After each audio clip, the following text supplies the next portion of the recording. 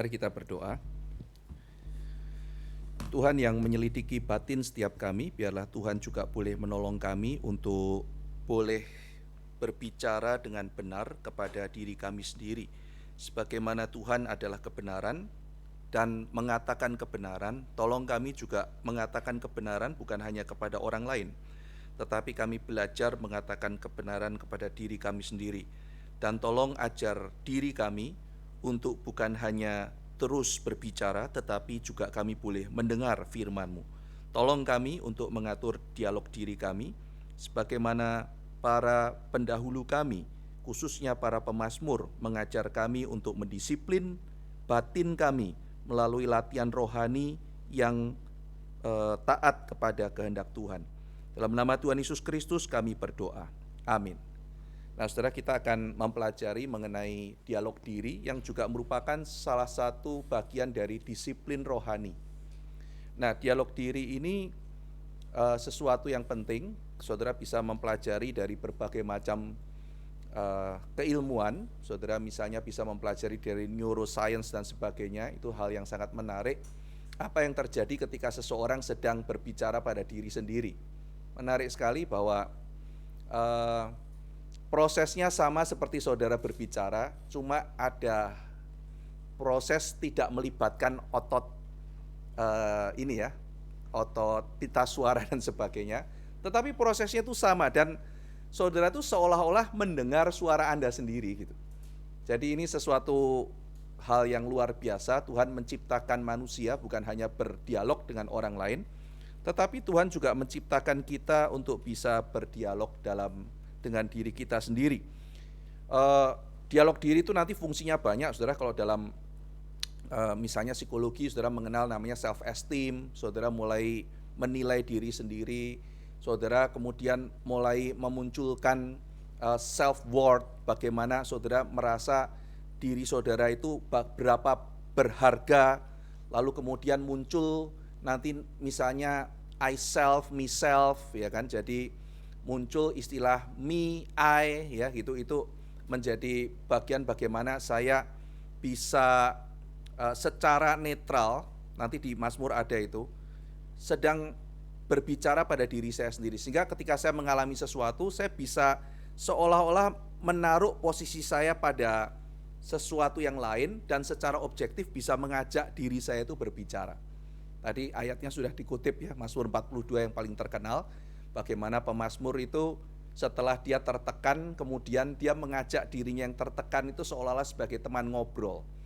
Sehingga di situ akhirnya terjadi satu proses dialog diri yang menjadi contoh bagaimana seorang Kristen harusnya juga berani menegur dan berani menantang diri untuk kembali kepada firman Tuhan.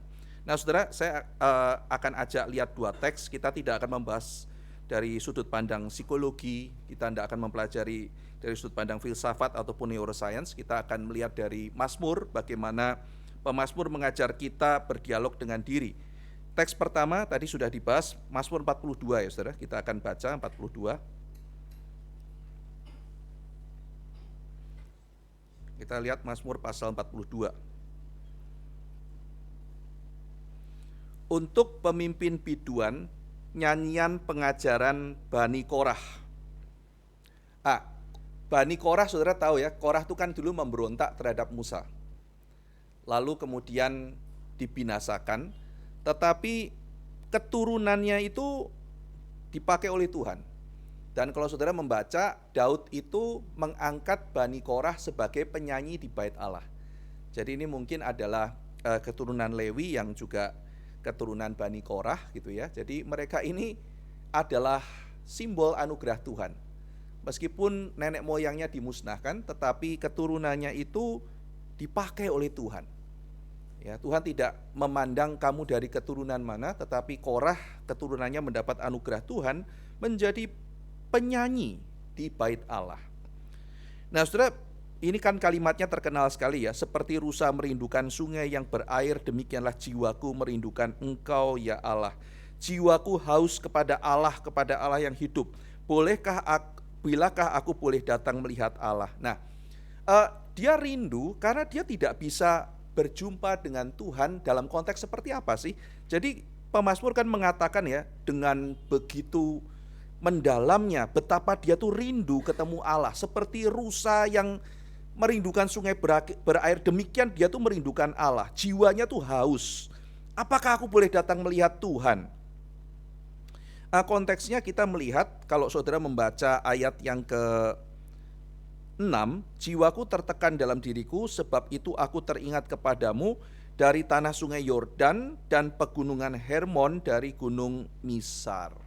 Jadi ternyata dia berada 200 km dari Sion, dari Yerusalem, dari Bait Allah. Nah, dia kan penyanyi Bait Allah, saudara ya. Dia itu penyanyi Bait Allah. Dia itu melayani Tuhan secara setia, menjadi penjaga Bait Allah dan selalu melantunkan puji-pujian dengan penuh sukacita di hadirat Tuhan. Dan dia menikmati momen itu, saudara. Bagaimana dia itu rindu Tuhan, bagaimana dia memuji Tuhan, bagaimana paduan suara yang besar, bagaimana dia mengarang lagu, bagaimana memanjatkan pada Tuhan. Itu momen-momen yang indah. Tapi sekarang dia terpisah 200 km jauhnya dari Gunung Hermon sampai Gunung Sion. Dia ada di utara, dia memandang ke selatan, kangen momen itu. Lah kenapa dia ada di situ? Tidak dicatat dalam kitab Mazmur. Bisa jadi pada waktu Daud meninggalkan Yerusalem karena diserang Absalom, Bani Korah sebagai seorang yang setia ikut pergi bersama Daud, bisa jadi. Ataukah mereka ini adalah korban pembuangan karena proses penyerangan bangsa asing sehingga dia pergi terbuang, kita tidak tahu. Tetapi yang jelas dia sedang tidak ada di Yerusalem. Dan itu yang membuat dia sangat rindu kembali. Dia kangen sama Yerusalem, dia kangen memuji Tuhan lagi. Tuhan, aku rindu sekali datang ke hadirat-Mu. Lalu dikatakan di ayat 3, dia sedih ya, air mataku menjadi makananku siang dan malam. Kenapa? Karena dia mengalami tekanan. Karena sepanjang hari orang berkata kepadaku, di mana Allahmu? Inilah yang hendak ku ingat. Jadi saudara, dia ternyata dibully. Nah, jadi ada semacam orang, mungkinkah ini bangsa asing yang menghina, kamu tuh di mana? Kamu tuh orang buangan gitu. Mana Tuhanmu gitu. Katanya Tuhan berjanji kepadamu. Kok kamu bisa sampai di sini? Mana Tuhan? Ngapain percaya sama dia? Dia kesel, dia mau jawab, tapi kok ya fakta ya. Kok Tuhan tidak membela aku gitu? Kenapa aku ada di sini gitu. Jadi dia tertekan jiwanya, saudara. Nah, ayat yang keempat, inilah yang hendak ku ingat, sementara jiwaku gundah gulana. Bagaimana aku berjalan maju dalam kepadatan manusia, mendahului mereka melangkah ke rumah Allah dengan suara sorak-sorai dan nyanyian syukur, dalam keramaian orang-orang yang mengadakan perayaan. Jadi di tengah tekanan dia juga mengingat hal-hal yang baik. Bagaimana Tuhan itu hadir, dia ingat ketika kebaktian itu begitu ramenya, dan dia jalan lebih dulu mendahului orang yang datang bersorak-sorai, suasana begitu meriah, Tuhan mau dimuliakan, dan dia sebagai pemimpin pujian mesti lari cepat-cepat dahulu sampai di Bait Allah. Itu memori yang indah yang dia ingat, saudara. Lalu kemudian kalau kita melihat ayat 9, aku berkata kepada Allah gunung batuku, mengapa engkau melupakan aku? Mengapa aku harus hidup berkabung di bawah impitan musuh? Seperti tikaman maut ke dalam tulangku, lawanku mencela aku, sambil berkata kepadaku sepanjang hari, di mana Allahmu? Nah, jadi kita melihat bahwa pemazmur ini mengalami tekanan batin karena sesuatu dari luar. Nah, tetapi sekarang jadi problem, saudara. Karena suara-suara dari luar itu sekarang menjadi suara dalam batinnya dia. Dia sekarang bertanya, Tuhan, kamu ada di mana? Kamu ada di mana, Tuhan? Dari tadinya itu suara orang di luar, orang yang mengejek mungkin. Kita kan di luar pasti akan menghadapi pengejek, saudara. Banyak pengejek, banyak orang tidak suka. Tetapi sekarang permasalahannya suara itu bukan suara dari luar. Suara itu suara saudara gitu. Saudara lihatlah medsos, orang yang mengejek kita berapa banyak. Orang yang mengejek kekristenan berapa banyak. Banyak, saudara. Tetapi kan itu bukan suara saudara kan. Belum tentu itu suara saudara. Saudara kan mengatakan, anjing menggonggong kafilah berlalu, kan begitu. Tapi kan ada satu momen di mana itu menjadi pengalaman personal saudara, pengalaman subjektif. Dan akhirnya suara ejekan orang itu menjadi bergema dalam diri saudara. Dan saudara mulai berkata pada diri sendiri, iya ya, kamu di mana Tuhan? Kok ya aku diejek kayak begini kok kamu diem? Mengapa Tuhan ini terjadi? Nah, jadi di sini kita melihat bahwa ada satu pergumulan yang menekan jiwanya pemazmur dan membuat dia gelisah. Mari kita lihat poinnya di ayat 5 yang tadi dibaca. Mengapa engkau tertekan, hai jiwaku, dan gelisah di dalam diriku? Berharaplah kepada Allah, sebab aku akan bersyukur lagi kepadanya, penolongku dan Allahku. Saudara, di dalam ayat yang ke-7, samudra raya berpanggil-panggilan dengan deru air terjunmu, segala gelora dan gelombangmu bergulung melingkupi aku. Tuhan memerintahkan kasih setianya pada siang hari, dan pada malam hari aku menyanyikan nyanyian, suatu doa kepada Allah kehidupanku. Aku berkata kepada Allah gunung batuku, mengapa engkau melupakan aku? Mengapa aku harus hidup berkabung di bawah impitan musuh? Saudara melihat ya, di sini dialog diri saling berganti. Satu sisi, pemazmur tidak menekan atau tidak menipu diri. Pemazmur tidak mengatakan, misalnya nih saudara ya, Indonesia baik-baik saja, kita tidak akan pernah kekurangan minyak kok, jangan takut. Resesi itu di luar, itu di Selat Hormuz, iya kan? Kita nggak kekurangan minyak. Siapa bilang Indonesia kekurangan minyak? Enggak, tenang saja. Ya, cadangan minyak kita banyak, 20 hari bisa. Enggak usah takut. Jadi pemazmur enggak begitu loh saudara ya. Jadi maksudnya dia tidak menggampangkan permasalahan.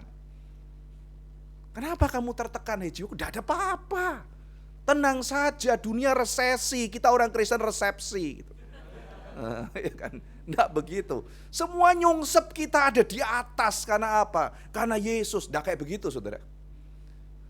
Jadi pemazmur silih berganti. Saudara lihat ya, mengingat kebaikan Tuhan, tapi faktanya itu seperti itu. Saya juga sedih, saya tertekan, saya diejek. Saya punya masalah. Saudara, jadi dialog diri bukan penipuan diri.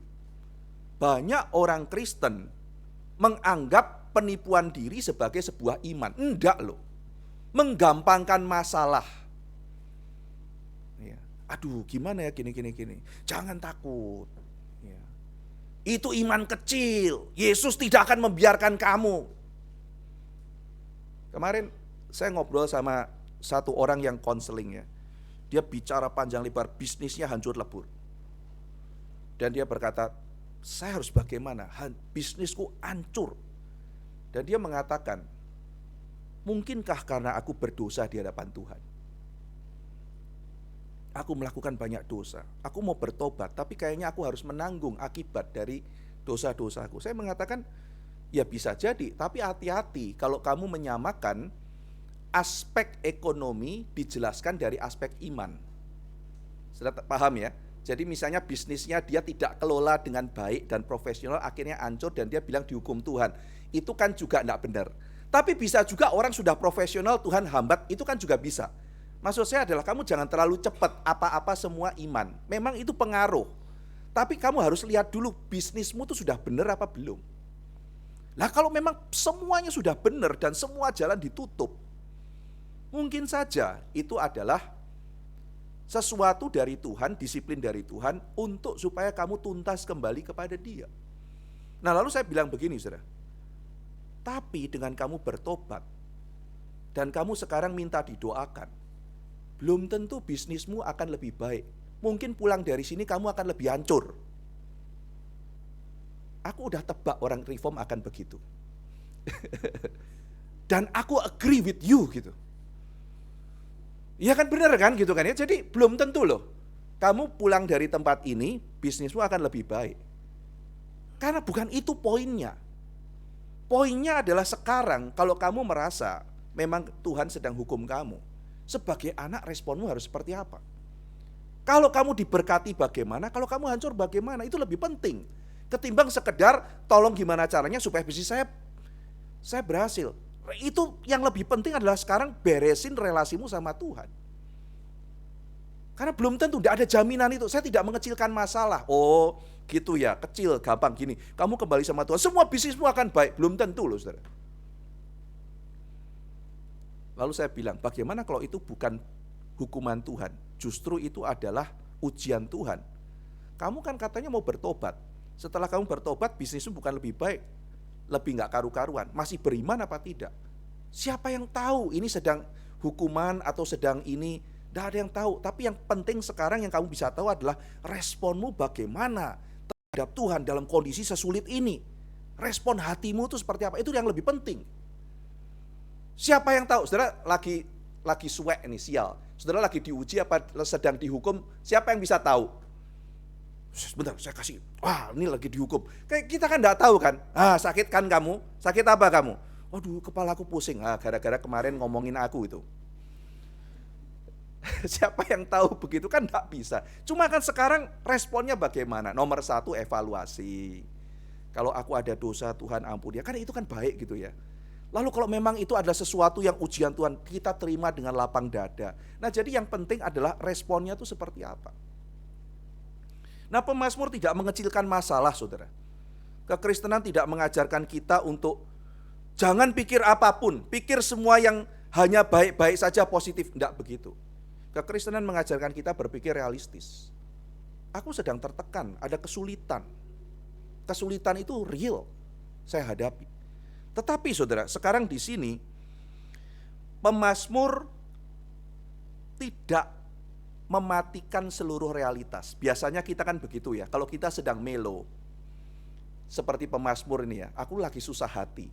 Semua story sedihnya dikeluarkan, semua story pemeliharaan Tuhan dibuang. Terus saudara menjadi manusia terkutuk dalam dunia ini. Aku terbuang jauh darimu. Tapi aku ingat loh Tuhan, waktu bahagia itu, waktu rebutan itu. Tapi aku dihina Tuhan. Tapi bukankah Engkau Allah yang meliputi aku dengan kasih setia? Tapi aku dihina. Saudara lihat ya, bagaimana dinamika jiwanya dia. Satu sisi tidak mengecilkan masalah, tapi pemazmur tidak pernah melupakan anugerah Tuhan. Dan di dalam pergumulan pemazmur, Tuhan itu muncul dalam dialog dirinya. Saudara, kalau saudara sedang dialog diri, Anda mulai dengan masalah, terus Anda mulai merasa diri menjadi korban, terus kemudian bergulung menjadi mengasihani diri, dan Tuhan tidak muncul dalam cerita itu, ya tinggal tunggu waktu, saudara. Tinggal tunggu waktu, menggulung, permasalahan akan makin besar. Karena tidak ada Tuhan di situ. Maka Anda akan menjadi makin korban, Anda akan berubah menjadi makin pahit, lalu Tuhan makin jauh, ya, dan tidak ada pertolongan dalam hidup saudara, makin akan apatis. Ini akan terjadi, saudara. Dan ketika itu di-entertain, maka akan makin menggulung, saudara akan makin rusak dan makin hancur terseret di situ. Kenapa? Richard Sibbes yang dikutip oleh Martin Lloyd Jones, seorang pemikir Puritan, dalam 2 bukunya, Buluh yang Terkulai dan Konflik Jiwa, Soul's Conflict, mengatakan begini. Karena kita terlalu sering mendengarkan suara hati kita, tetapi kita jarang memerintah mereka. Saudara, kita diajarkan dengarkan suara hatimu, karena suara hatimu itu pasti benar. Alkitab mengajarkan suara hati kita sering salah. Dan ketika suara hati kita salah dan tidak sesuai dengan firman Tuhan, maka kita tidak boleh terus mendengarkan secara pasif suara itu, tetapi kita perlu melakukan investigasi. Mari kita lihat, saudara. Ayat yang kelima. Mengapa engkau tertekan, hai jiwaku? Nah, diinvestigasi, saudara. Kita lagi tertekan nih, saudara. Terus saudara membayangkan diri saudara tuh lagi, misalnya nih ya, nama saya Ivan kan gitu. Ivan, sini, duduk. Aku lagi sedih. Ya, duduk dulu, duduk. Saya nanya kamu lagi ngapain? Aku tertekan. Kenapa kamu tertekan? Tuhan jahat. Oh, jahat sama kamu ya? Iya. Loh, kenapa Tuhan jahat? Nah, yang nanya kita sendiri, kita kan yang habis ngomong gitu. Tuhan jahat. Tunggu, kamu ngomong apa? Tuhan jahat. Kenapa Tuhan jahat? Aku tertekan. Ya kenapa begitu? Kita menginvestigasi, saudara. Masalahmu itu apa? Masalahnya gini-gini. Loh, kalau masalah begini kan begini. Jadi kita mempertanyakan secara objektif, saudara. Apakah kita pernah menginvestigasi? Kamu layak nggak untuk marah?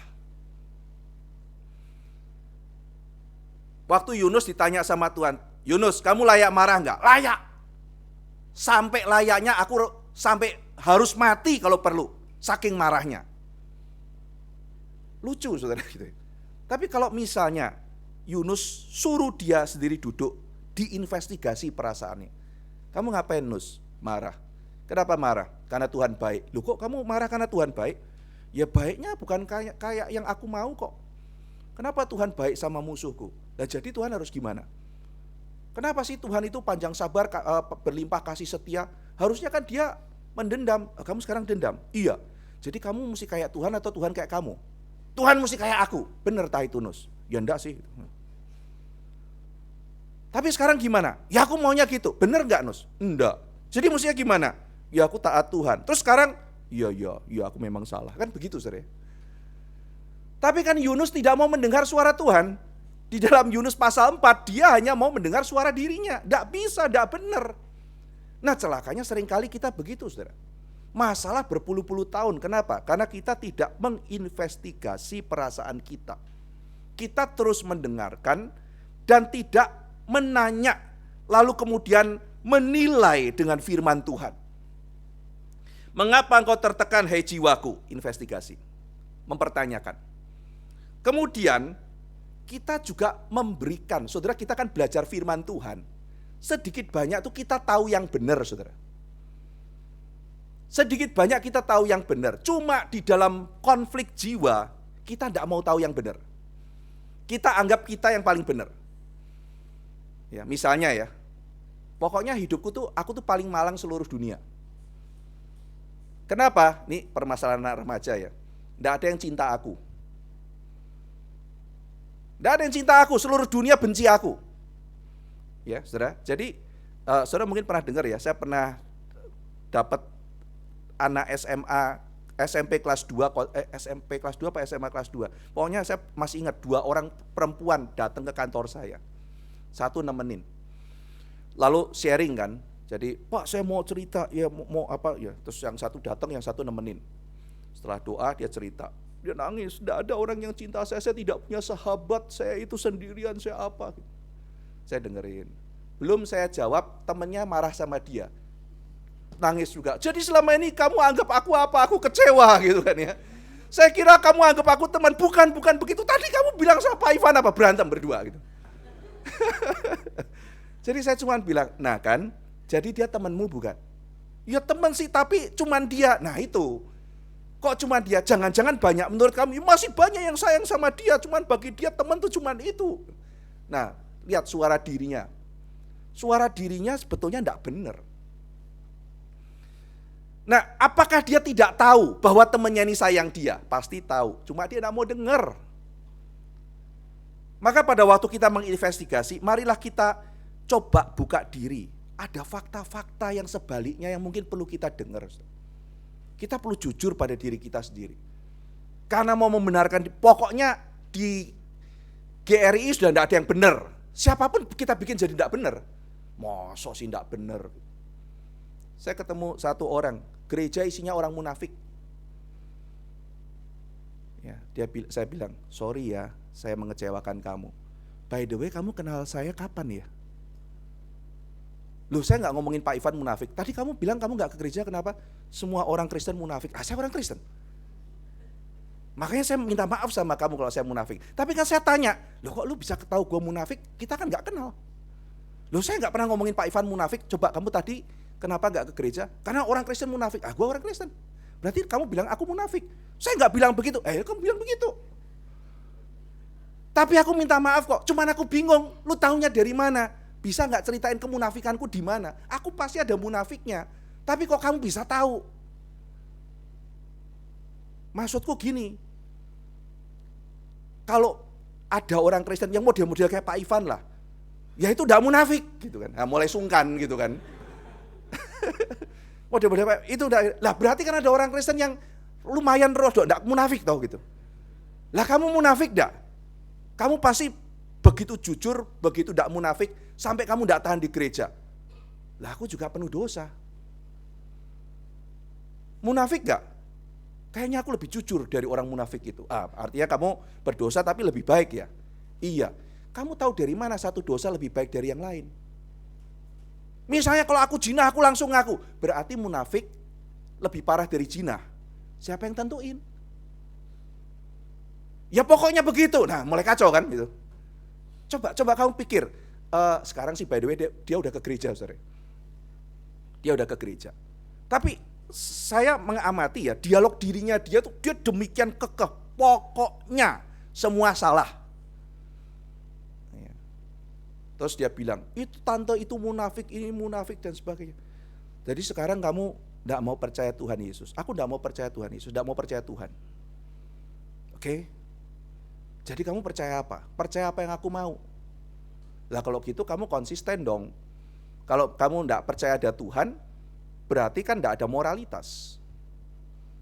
Tidak ada baik, tidak ada jahat toh. Ya konsisten. Iya konsisten begitu. Kamu sayang sama nenek apa mau tembak mati nenekmu? Ih sayang nenek gitu. Loh kalau survival of the fittest kan orang tua itu mengganggu kita gitu. Kok kamu bisa sayang? Yang ngajarin sayang sama orang tua kan orang Kristen. Berarti kamu bukan Kristen, kelakuannya Kristen.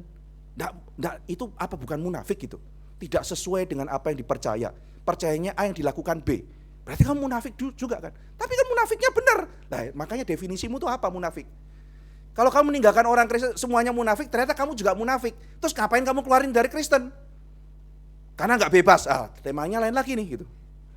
Masalah kebebasan. Jadi kebebasan alasan kamu meninggalkan Tuhan. Iya, berarti kebebasan lebih tinggi dari Tuhan dong. Ya enggak loh. Kalau enggak lebih tinggi dari Tuhan, kamu meninggalkan Tuhan karena kebebasan lebih tinggi dong. Ya lebih tinggi. Nah kalau kebebasan lebih tinggi dari Tuhan, kebebasan tuh ada enggak? Ya ada. Kamu bisa beli helikopter. Nggak bisa, berarti lu nggak bebas dong. Jadi kebebasan ada apa enggak? Ya ada. Emang bebas, misalnya aku milih ini. Pilihanmu itu ditentukan oleh kamu atau oleh sosial. Kamu belajar sosiologi enggak? Pernah belajar. Ada enggak pilihan yang benar-benar bebas, yang bebas? Ya enggak ada, berarti bebas ada enggak? Enggak ada. Jadi kalau enggak ada kebebasan, ngapain kamu meninggalkan Tuhan? Karena kebebasan. Tadi katamu enggak ada. Iya ya, gitu ya. Pokoknya, nah ini saudara. Pokoknya Kristen tidak bebas, Kristen munafik. Itu dialog dirinya dia saudara. Tapi mari coba kita belajar. Oke, diriku, kamu kenapa tertekan? Karena Tuhan gak baik. Kenapa Tuhan gak baik? Aku begini yang lain begitu. Saya kadang ngobrol sama orang, Tuhan itu jahat sama saya gini. Saya bilang tunggu. Lu tuh separah apa sih masalah lu gitu? Kamu masih bisa makan gak? Masih. Keluarga lu sayang lu, masih sayang gua dan sebagainya. Ya berarti ada anugerah toh. Ya aku tidak menyangkali ada anugerah Tuhan. Tidak menyangkali kenapa yang ngomongnya jelek-jelek terus gitu. Saudara nanggep ya, kalau saudara sudah kehilangan Tuhan di dalam pergumulan saudara, sudah tinggal tunggu waktu Anda akan hilang. Kalau Anda ada masalah, ada pergumulan, kita lihat pemazmur ya. Ada pergumulan real, tapi ada anugerah Tuhan. Ada pergumulan real, ada anugerah Tuhan. Begitu Tuhannya hilang, tinggal ini, itu kebohongan saudara. Bohong itu. Saya kadang-kadang kalau mendampingi orang bergumul, saudara, saya sulit gini. Tapi Tuhan, nah itu titik pengharapan. Tuhan itu hidup, Tuhan ini begini. Wah ini dia ada pengharapan. Karena dia bergumul dengan Tuhan. Tetapi ketika separuh kebenaran dibuang, sudah tinggal tunggu waktu. Maka pemazmur tidak membuang masalah, tetapi dia juga tidak membuang pengharapan kepada Allah. Misalnya orang sakit, dia nggak mengatakan, saya sembuh. Dulu kan saya sama pendeta di Jakarta itu, disuruh lepas kacamata, saudara. Lepas kacamata, bilang dalam nama Yesus sembuh gitu. Buang kacamata, ya gitu kan ya. Dibilang suruh sembuh, haleluya gitu. Tidak perlu pakai kacamata lagi, tidak perlu. Jadi saya dibilang sudah sembuh. Lah itu kan mengkhianati realitas. Iya. Jadi kan satu sisi saya tidak menyangkali bahwa saya ini lemah mata saya. Tapi saya juga tidak menyangkali anugerah Tuhan itu cukup. Bahkan ketika mata saya lemah, saya masih bisa membaca buku dengan baik. Ada anugerah yang menopang. Mata saya masih bisa melihat bagaimana Tuhan bekerja. Ada anugerah Tuhan. Ada kesulitan diakui. Ada sakit penyakit, kita memang bergumul dengan sakit penyakit, kelemahan dan sebagainya. Ada kesulitan-kesulitan kita akui. Ada masalah relasi kita akui. Tapi kita juga mengakui ada anugerah Tuhan yang menopang. Jadi saudara melihat dua keseimbangan ini ya. Ini adalah berpikir yang sehat. Nah, mengapa engkau tertekan diinvestigasi? Lalu kemudian di situ saudara, pemazmur memberikan satu challenge. Kamu harusnya berharap kepada Allah. Jadi dia memerintah dirinya untuk kembali kepada Tuhan. Nah saudara, ini yang menurut Richard Sibbes dan Martin Lloyd Jones. Martin Lloyd Jones tulis buku judulnya Spiritual Depression. Nah menariknya kalau Lloyd Jones, dia itu bekas dokter kerajaan ya. Jadi dia seorang dokter, tapi dia juga seorang teolog, seorang pendeta. Nah ketika dia tulis buku itu, dia memperhatikan dua sisi ini. Dan salah satunya adalah dia mengatakan bahwa di situ kita perlu memberikan dorongan, motivasi, perintah kepada emosi kita. Jangan kita biarkan emosi terus memerintah kita. Saya begini, saya penakut, saya begini. Kita mesti tenang loh. Kita tuh ada Tuhan loh. Kita memberikan motivasi, memberikan dorongan, memberikan encouragement pada diri kita sendiri, memberikan perintah pada diri kita sendiri. Saya ini sampah, saya ini kotor, saya ini ya rusak saudara diri kita. Saya ini tidak berguna, saya ini begini. Itu yang kita khotbahkan pada diri kita sendiri. Satu perempuan bicara sama saya, Pak Ivan, saya ini korban pelecehan seksual. Saya rasa diri saya kotor. Sekotor apa kamu? Bahkan ketika saya tarik nafas, nafas yang masuk ke tubuh saya itu menjijikkan. Karena saya menjijikkan. Nah, saya mengajarkan dia, selain kamu membaca merenungkan firman Tuhan, kamu harus mengkhotbahkan firman kepada dirimu sendiri. Bukan yang masuk ke dalam tubuh, bukan yang dialami tubuh, itu adalah yang menajiskan. Tetapi yang keluar dari hati, itu yang menajiskan. Ketika orang menyentuh kamu, itu tidak membuat dirimu najis. Tapi respon hatimu, itu yang membuat dirimu najis. Dan dia terus mengingat cinta kasih Tuhan, pengampunan Tuhan, bagaimana kasih sayang Yesus. Dan dia terus bergumul dengan itu, saudara. Sehingga akhirnya dia mengalami pelan-pelan, dia tidak mau menyerah pada diri sendiri, dia mengkhotbahkan Injil, bukan berita palsu. Kamu sampah, kamu gak berguna, kamu apa? Dilawan. Enggak, saya milik Tuhan, Tuhan mengampuni saya mengalami kemalangan, tapi Yesus mengasihi saya tidak najis, karena saya ditebus oleh Kristus. Gak boleh berhenti saudara, karena kalau berhenti, ya tadi dia bilang jadi overthinking gitu kan. Overthinking gak ada Tuhan, ya kemana-mana saudara. Waduh, mati aku nanti berapa hari lagi, bensin mahal, semuanya begini, terus kerusuhan, terus aku habis, aku begini, ya sudah hancur lah saudara kita. Kita kan mulai mikir, bensin mahal, mahal-mahal juga kita mesti beli kan. Ya sudah, mungkin kita beli bensin, makannya Indomie, karena kita mulai memikirkan alternatif gitu kan. Ya sudah, kita ketatkan ikat pinggang. Ya kan, kemarin ada satu teman saya yang serius banget gitu. Wah, saya jadi takut nih, saya mau nyetok makanan banyak. Kita tahu dia nyetok. Jadi nanti kalau ada apa-apa, aku ke tempatmu ya. Wah, dia bilang gitu, bocor rahasia gitu kan ya. Maksud saya bilang sama dia gini, kita ini kan satu komunitas. Kalau lu lapar masa enggak saya bagi juga. Kita ini satu komunitas loh. Yuk kita hadapi sama-sama. Hidup ke depan enggak akan lebih mudah memang. Tapi jangan lupa kita ini teman, kita ini saudara seiman. Kalau lu lapar, enggak mungkin yang lain. Paling tidak bertahan hidup itu enggak mungkin kita enggak saling membantu di dalam menghadapi kesulitan itu. Kita pernah mengalami pandemi, saudara. Dan itu juga enggak kalah mengerikan. Dan enggak ada orang yang bilang, salah kan orang yang bilang, tenang, orang Indonesia itu anti pandemi. karena kita tinggal di tempat panas, virus COVID mati kena matahari Indonesia. Kan dulu ngomongnya gitu kan, saudara. Ngomongnya kan gitu. Orang Indonesia tuh suka makan yang kotor-kotor pinggir jalan. Jadi kebal terhadap COVID. Nggak kayak orang-orang bule itu, penyakitan, kan gitu. Faktanya kena COVID juga kan begitu. Tapi kan kita mesti bilang ya memang faktanya seperti itu. Ada orang yang bilang, pokoknya kalau kamu ditumpangi tangan, COVID akan lenyap, begitu kan ya. Orang Kristen tidak akan kena COVID, gitu kan ya. Mati juga kena COVID, saudara. Satu sisi kita, ya memang akan ada begitu. Tapi kita ada Tuhan, ada penyertaan, ada saudara seiman. Jadi saudara di sini menginvestigasi dan memberikan semangat kembali, mengkhotbahkan Injil. Aku tidak berguna, aku ini sampah, aku ini apa. Saudara mesti ganti. Enggak loh. Saya memang tidak pinter, tapi saya berharga di hadapan Tuhan. Saya ini orang yang dikasihi oleh Yesus. Saya ini punya hari depan. Saya mungkin tidak sehebat yang lain, tapi saya bisa melakukan sesuatu untuk Tuhan. Saudara mengkhotbahkan kebenaran kepada diri saudara. Mengapa kau tertekan, hei jiwaku? Kamu harusnya berharap kepada Allah.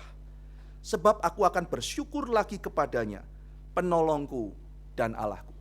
Nah, jadi ini yang penting saudara ya. Jadi bukan sekedar mendengarkan hati, tetapi kita memeriksa, menginvestigasi, kita membawa kebenaran firman Tuhan, lalu kita mendorong hati kita untuk kembali kepada Tuhan. Maka di sini kita melihat motivasi terbesar adalah Tuhan yang telah mengasihi kita, dan firman Tuhan menjadi motivasi paling dalam kita untuk mengajak diri kita kembali kepada firman. Nah, sekarang kita lihat teks kedua saudara, setelah kita membaca teks Mazmur 42 yang penting ini, kita sekarang lihat contoh yang lain, Mazmur 73. Mazmur 73. Nah, ini case-nya keadilan, saudara.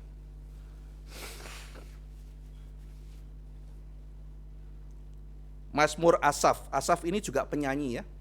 Seorang musisi di bait Allah. Dia orang penting, saudara. Dia seorang pemimpin. Saudara bisa bayangkan kalau seluruh orang Israel itu beribadah pada Tuhan, Asaf ini orang terkenal, saudara. Kita lihat sesungguhnya Allah itu baik bagi mereka yang tulus hatinya, bagi mereka yang bersih hatinya. Nah, sekarang kita lihat pengakuan Asaf.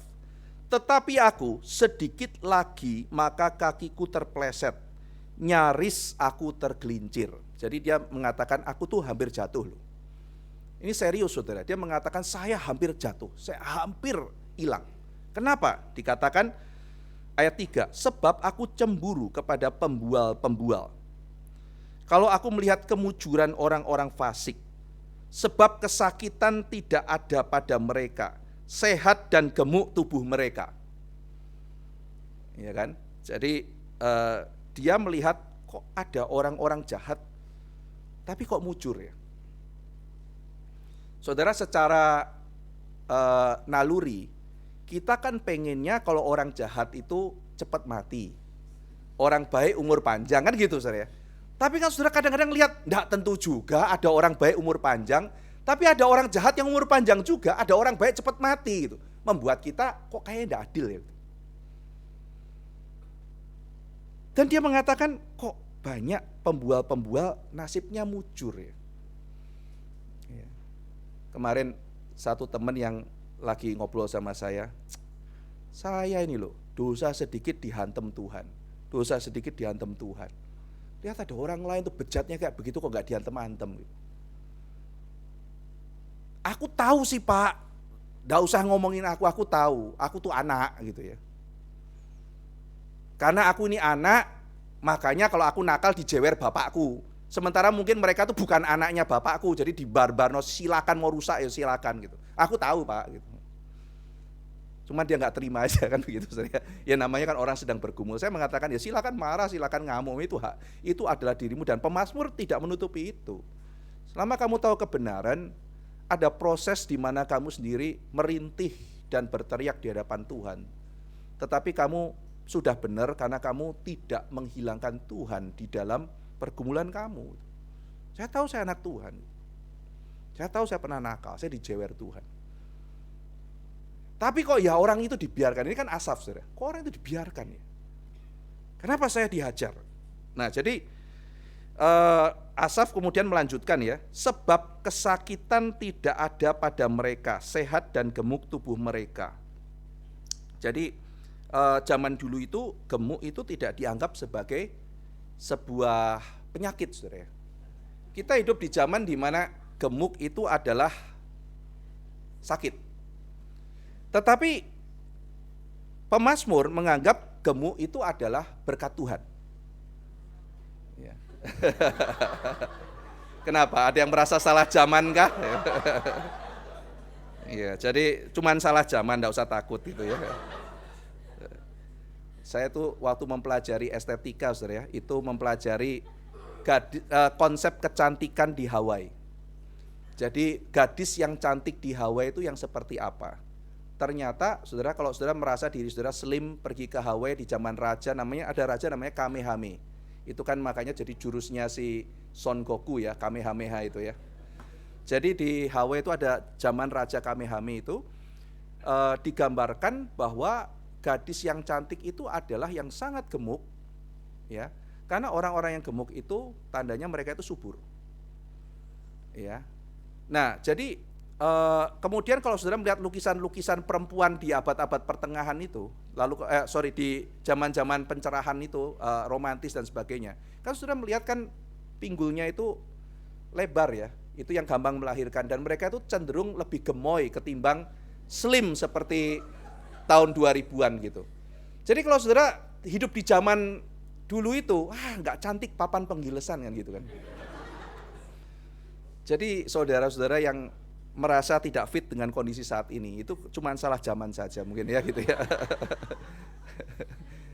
Iya, yang menarik adalah ketika studi di daerah-daerah Afrika atau di daerah Papua itu konsep pria yang tampan seperti apa. Ada pernah sebuah iklan menggambarkan seorang pria itu kulit putih jatuh ke satu suku, lalu kemudian dikejar-kejar gadis-gadis di sana. Sebetulnya mungkin itu nggak akan terjadi. Karena yang menarik adalah di kelas itu studinya menunjukkan bahwa mereka tuh suka pria yang kurus, ya, rambutnya keriting, lalu ada anting tulang di. Jadi pokoknya sesuatu yang sangat berbeda dengan gambaran orang kota. Nah, di situ kita diperlihatkan bahwa konsep estetika satu tempat dengan yang lain itu bisa ada perbedaan. Tetapi apakah berarti tidak ada objektivitas? Ada. Cuma masalahnya ada pengaruh budaya juga, tetapi mereka tetap ada konsep cantik dan jelek, ganteng dan tidak, itu ada gitu. Cuma beda gitu. Ini tidak menjadikan kebenaran jadi relatif. Sudah nangkep ya? Berarti ada faktor budaya, tapi kok kenapa? Loh, kamu kenapa bilang ini? Ya karena menurutku cari. Berarti ada konsep kecantikannya, ada konsep ketampanan, ada konsep yang tidak indah. Tetapi itu sangat dipengaruhi oleh budaya, betul. Nah, kembali ke sini saudara ya. Ini tadi selingan aja ya gitu. Jadi dikatakan tidak ada kesakitan. Tunggu dulu, sampai di sini kita mikir ya. Ini kan sudah berlebihan ya. Emang iya orang jahat itu tidak ada kesakitan, makmur terus begitu, tidak pernah ada masalah. Mari kita melihat, mereka tidak mengalami kesusahan manusia. Wah, luar biasa lagi. Saudara, orang jahat yang kaya raya dan sukses tidak pernah susah, tidak ada kesulitan rumah tangga, tidak ada kesulitan relasi, tidak pernah sakit. Apa iya gitu? Mereka tidak kena tulah seperti orang lain. Wow gitu ya. Kan beberapa orang yang rumahnya ratusan miliar, puluhan miliar kena tangkap KPK, ya kan? Kena kasus penipuan, ya. Termasuk dulu yang murah banget gitu kan? Wow, beli Ferrari harganya berapa? 14 miliar. Wow, murah banget gitu kan ya. Kena kasus juga. Ternyata dia juga hidupnya nggak sebahagia yang dipikirkan. Ya, saudara, apa keluarganya tidak pernah bergumul? Apa enggak pernah ribut sama istrinya? Apa enggak bergumul sama anaknya? Mungkin enggak orang yang super kaya dan menghina itu anaknya kena narkoba? Mungkin. Mungkin enggak orang yang super kaya itu anaknya enggak mau ngomong sama papanya? Mungkin. Ada banyak masalah loh di dalam kehidupan manusia. Mungkin enggak seperti yang saudara dengar ada desas-desus, anak orang kaya sama anak orang kaya tembak-tembakan, terus maminya itu di tengah katanya ketembak mati, itu kan desas-desus, tidak tahu benar apa enggak ya gitu. Tapi kan ada cerita kayak begitu. Anggaplah itu ada kenyataan dalam suatu negara antah berantah. Berarti ada tragedi dong di tengah-tengah orang yang hebat itu. Tidak tersentuh, begitu baik, meninggal dalam sukses. Benarkah? Tampaknya Asaf sudah mulai berlebihan di sini. Tapi dia terusin lagi, saudara. Sebab itu mereka berkalungkan kecongkakan dan berpakaian kekerasan. Karena kegemukan, kesalahan mereka menyolok. Hati mereka meluap-luap dengan sangkaan. Mereka menyindir dan mengata-ngatai dengan jahatnya. Hal pemerasan dibicarakan mereka dengan tinggi hati. Jadi mereka itu ngomong jahat itu terang-terangan. Jadi Asaf bingung. Ada orang tuh berbuat jahat malu. Ini orang berbuat jahat ngomong langsung di depan dan bangga. Saya ini begini, saya begini. Lah kok dia ngomong jahat bangga, dan Tuhan seolah-olah tidak melakukan apa-apa. Pemerasan dibicarakan dengan tinggi hati. Mereka ayat 9, mereka membuka mulut melawat langit, lidah mereka membual di bumi. Sebab itu orang-orang berbalik kepada mereka, mendapatkan mereka seperti air yang berlimpah-limpah. Lah kok sekarang mereka malah sukses? Kok orang-orang malah ikut yang tidak benar, bukan ikut yang benar? Dan mereka berkata, bagaimana Allah tahu hal itu? Adakah pengetahuan pada yang maha tinggi? Nah sekarang mereka ngejek Tuhan. Sesungguhnya itulah orang-orang fasik. Ini kesimpulan dialog batinnya dia ya. Jadi dia mulai, mungkin Asaf tuh lewat tetangga, halo om ya, sapa-sapaan. Ke gereja ye, iye gitu. Saya dengar papamu sakit ya, om kok tahu gitu. Tahu.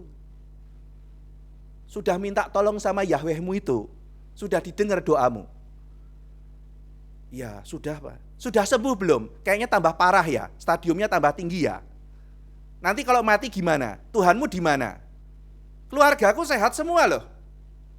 Oh iya om ya. Besoknya, dengar-dengar papinya sudah enggak ada ya, sakit ya. Oh gitu, percaya Tuhan papinya mati sakit ya. Waduh, kok gitu ya? Jadi Tuhanmu di mana? Oh kamu kok ke gereja pakai sendal jepit gitu, miskin ya? Waduh gitu ya. Iya gini ya. Saya lihat keluarga kamu miskin-miskin semua, percaya Tuhan, keluarga Kristen toh, kok miskin semua? Keluargaku punya perusahaan semua loh, enggak percaya Tuhan loh. Gitu ya. Iya. Mulai pahit kan, Saudara. Mulai terus muncul, kesel, mulai dialog terus muncul. Akhirnya sampai kesimpulan dia ini, Saudara ya. Lihat kesimpulannya. Sesungguhnya itulah orang fasik, mereka menambah harta benda dan senang selamanya. Kesimpulannya, sia-sia sama sekali aku mempertahankan hati yang bersih dan membasuh tanganku, tanda tak bersalah. Namun sepanjang hari aku kena tulah dan kena hukum setiap pagi. Kesimpulannya adalah, ngapain jadi orang Kristen? Ngapain ke gereja? Ngapain hidup suci? Udah mulai ngaco kan saudara kesimpulannya ini. Pertanyaannya adalah, emang enggak ada orang cinta Tuhan yang sukses? Ya ada kan gitu.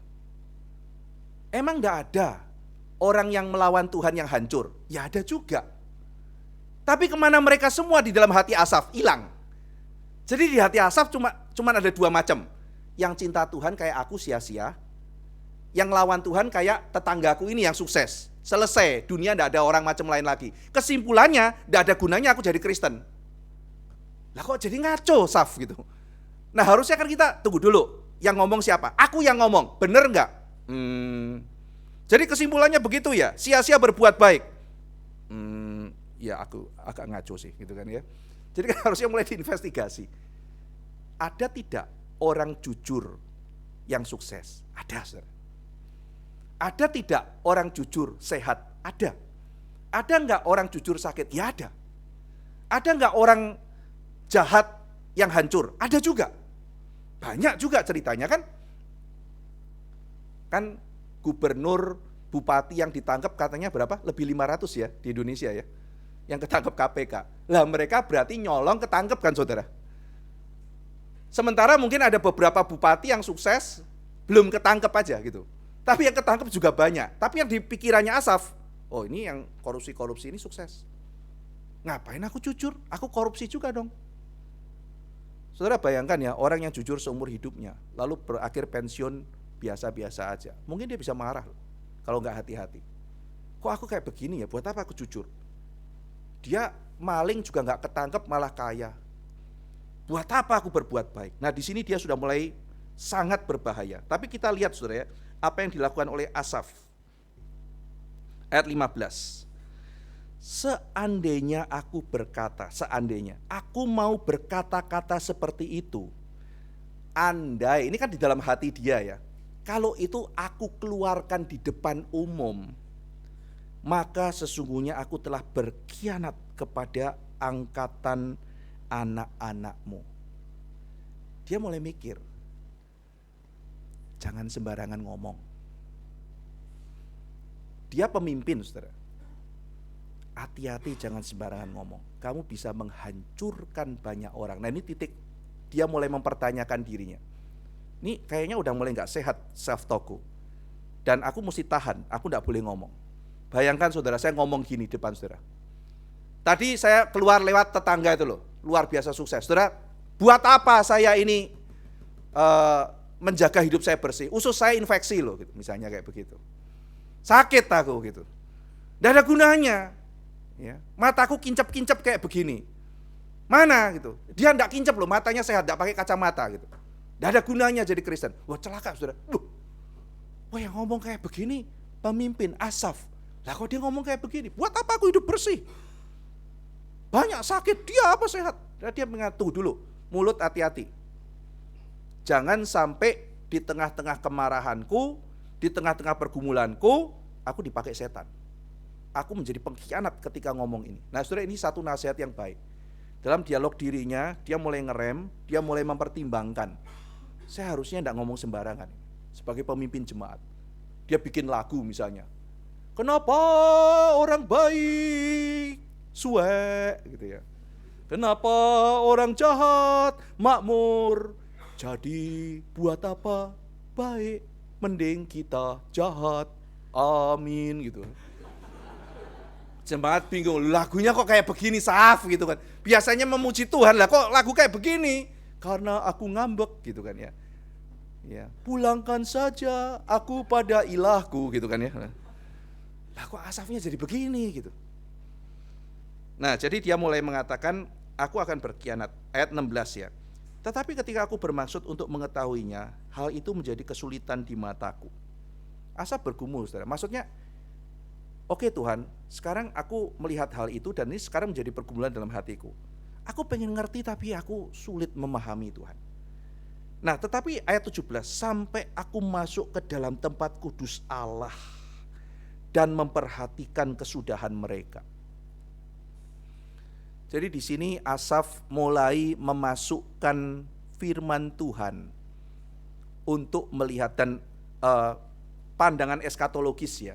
Nah, tadi lihat Mazmur 42, kamu harus melihat ke depan bagaimana apa yang dikerjakan oleh Allah. Jadi sekarang dia tidak meletakkan story-nya sebagai yang paling utama, dia mulai menaruh firman Tuhan sebagai story untuk membaca seluruh hidupnya.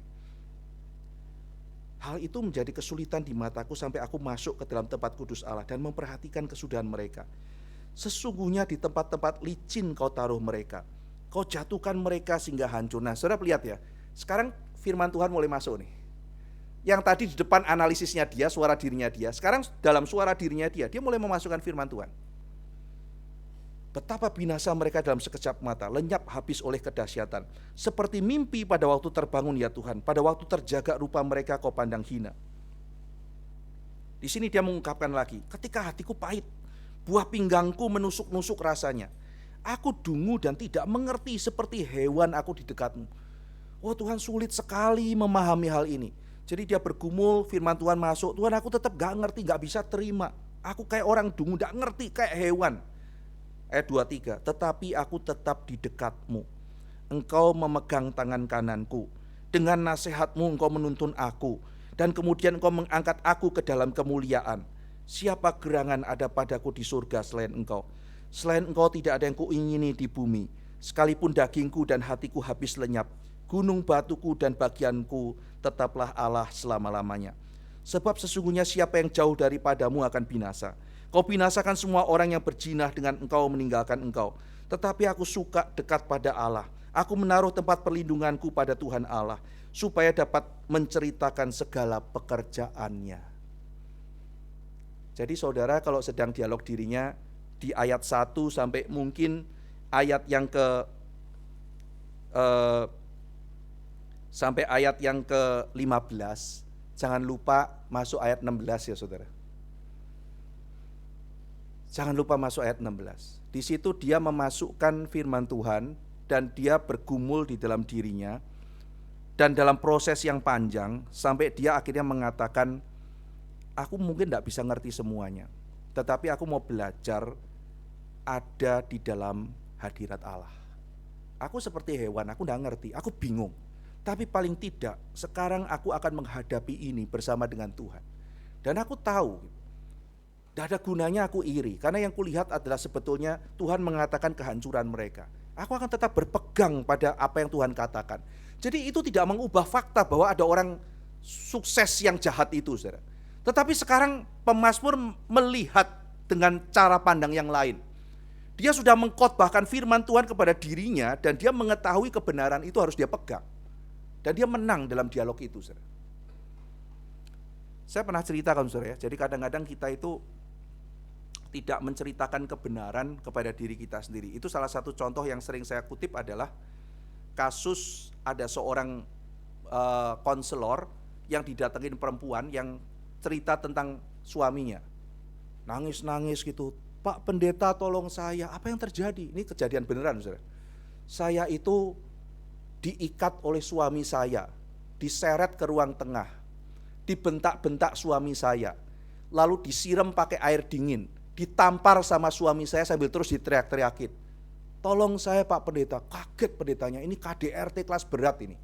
Bayangin saudara ya, diikat di kursi, diseret ke ruang tengah, lalu disiram pakai air dingin, ditampar sambil diteriak-teriaki.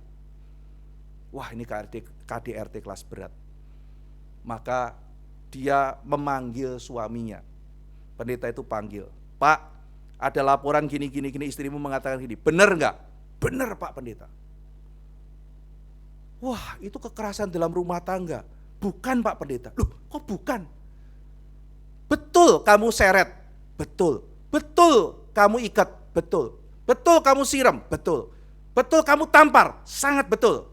Betul kamu teriaki, sangat betul. Itu kekerasan. Tidak Pak, saya menyelamatkan istri saya. Wah, parah ini. Boleh saya cerita Pak? Boleh. Istri saya depresi, dia mau loncat dari apartemen Pak. Saya tangkep, saya seret, dia tetap mau lari ke jendela. Saya taruh di kursi, saya ikat Pak. Istri saya meraung-raung, teriak-teriak. Saya siram pakai air dingin, terus teriak-teriak. Saya bentak-bentak, diam, dengar dulu, jangan itu. Wah, dia teriak-teriak. Saya tampar Pak, masih teriak. Akhirnya saya terus teriakin sampai dia diam. Jadi dia keras atau dia menolong saudara, kira-kira begitu. Maksud saya saudara-saudara sekalian, benar gak yang diceritain istrinya? Benar. Tapi ada satu detail yang tidak diceritakan dari versi istrinya itu, yang kalau diceritakan melengkapi. Saudara tahu, suaminya ternyata tidak mau mencelakai istrinya, mau menyelamatkan istrinya. Nah, ini adalah prinsip menceritakan ulang apa yang kita alami. Itu namanya retelling your story. Ini nanti prinsip ini saudara dikembangkan oleh seorang pemikir Kristen, namanya adalah Paul Ricoeur. Jadi Paul Ricoeur mengatakan di dalam diri kita itu bukan sekedar menceritakan apa yang kita alami, tapi kita menyeleksi cerita-cerita yang kita ceritakan pada diri kita sendiri, dan itu membentuk jati diri kita. Kamu adalah cerita yang kamu percaya. Masalahnya adalah ketika kamu menceritakan pada dirimu, cerita itu difilter.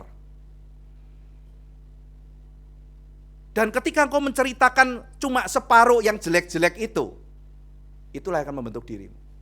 Atau kamu menceritakan semua yang hanya baik-baik saja, yaitu adalah diri idealmu gitu. Saya itu orang hebat, orang lihat saya itu semuanya kagum, padahal kan tidak kayak gitu-gitu amat saudara gitu. Jadi cerita seperti apa yang kita ceritakan pada diri kita sendiri.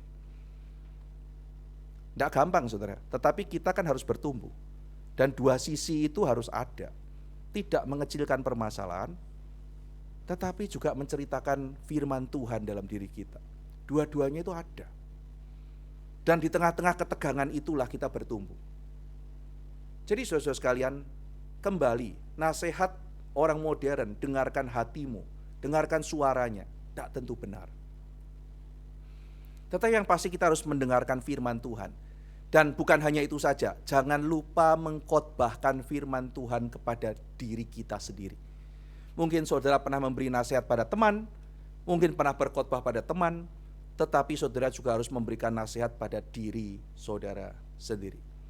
Demikian kita mempelajari mengenai dialog diri, dan dialog diri ini adalah sebuah disiplin rohani yang sudah dikembangkan semenjak zaman dulu. Agustinus menulis buku Soliloquia, satu dialog diri, di mana dia memeriksa hatinya dan menanyakan apakah dia betul-betul mau mengetahui Allah saja sebagai objek tertinggi yang menjadi idaman jiwanya. Jadi dia memeriksa hatinya, memeriksa jiwanya. Lalu ada begitu banyak orang-orang lain yang memeriksa suara hatinya, menginvestigasi, lalu kemudian memberikan firman Tuhan dan memerintah hatinya untuk kembali kepada Tuhan. Demikian pada hari ini